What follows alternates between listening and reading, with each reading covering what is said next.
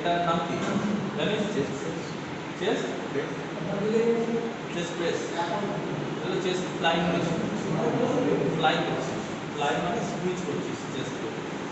তো চেস্ট বসবি তোর মতো অ্যাডজাস্ট করে তুই অলরেডি বসে নিচ্ছিস।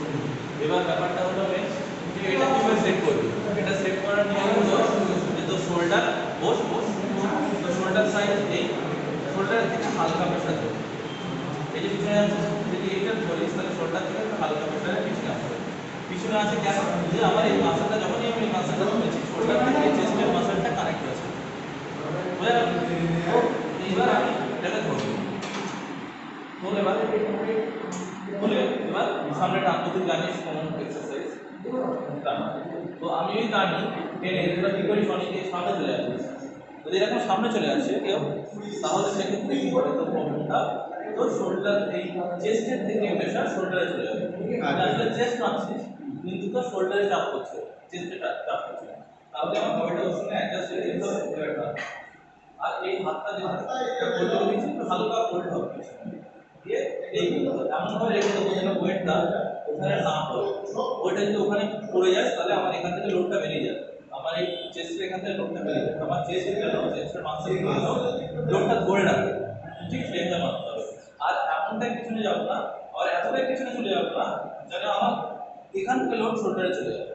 আমি মিডিয়াম ধরে রাখবো, এইভাবে ধরে মিডিয়াম পিছনে রাখবো। চল ব্যাপারটা এটা না হলো হালকা হাতটা ফোল্ড হবে, হালকা হাতটা ফোল্ড হবে। চল এটা হলো লাইন, তাহলে chest line seated chest line মেশিনে তুই চেস্ট লাইন এটা তো চেস্টকে ট্রেন করা হচ্ছে, বুঝা গেল? চল প্রদীপ এখানে এসে দীপ কদিন এক্সারসাইজ করছে, এক্সারসাইজ কিলোগ্রাম কাটলো ভালো রেখে তো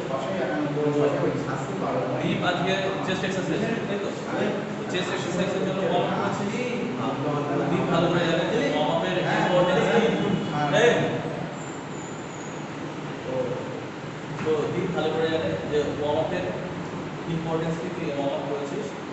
এইবার তুই চেস্ট এক্সারসাইজ শুরু করবি। তো চেস্ট এক্সারসাইজ শুরু করার আগে অনেকে অনেক মেশিন দিয়ে ভেরিয়েশন দিয়ে চেস্ট শুরু করতে পারে, কেউ ফ্লাই দিয়ে শুরু করতে পারে।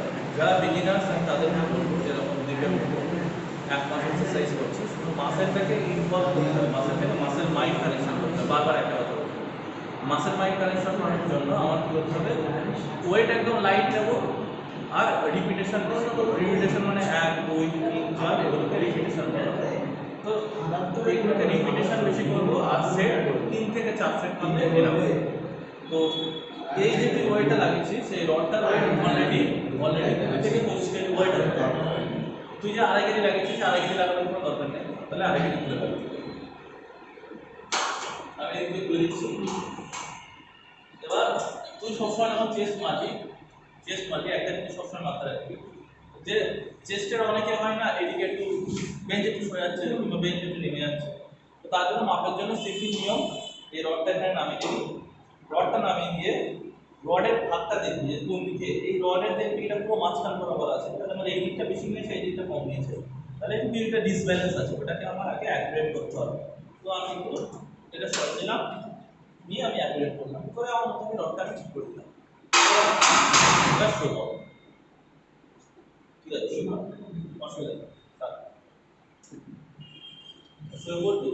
এবার তোর এই চেস্টের রডটা কোথায় নামবে? প্রশ্ন হয়ে থাকে, রডটা নামবে তোর এই বুকের নিপলস আছে ঠিক এরকম জায়গায় এই লেভেলে নামবে। আর বলবি কোথায়? এই যে দাগ আছে একটু শোল্ডার, তো শোল্ডার সাইজ হলো এইটা, এটা হলো শোল্ডার সাইজ, ঠিক আছে? শোল্ডার থেকে একটু ওয়াইড, শোল্ডার থেকে একটু চওড়া থাকবে, যার কারণে আমার এই মাসেলটার উপরে পাওয়ার থাকবে। এখানে ধরবি আর এটা এখানে ধরে এবার তুই নামাবি, নাম তোর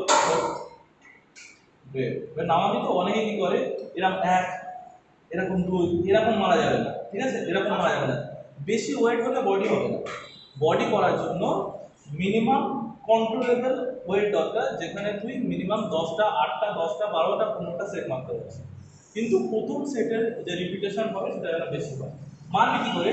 ঠিক এখানে নাম তুই কন্ট্রোলেবল ওয়েট বলে এটাকে, এখানে টাচ হবে না, এখানে 2 সেকেন্ড হোল্ড করলি, চোখ বলে আবার এখানে 2 সেকেন্ড হোল্ড করলি, আবার নামা আস্তে আস্তে আস্তে 2 সেকেন্ড হোল্ড করলি আবার এইভাবে তুই প্রথমে মিনিমাম 30 থেকে 40টা প্রথম সেটটা মারবি। তারপর যদি মনে হয় this weight is okay for you, you can go ahead, otherwise you can add some weight. বুঝতে পেরেছিস তো? এরপরে তুই ওয়েট অ্যাড করতে, সো এগুলো চল।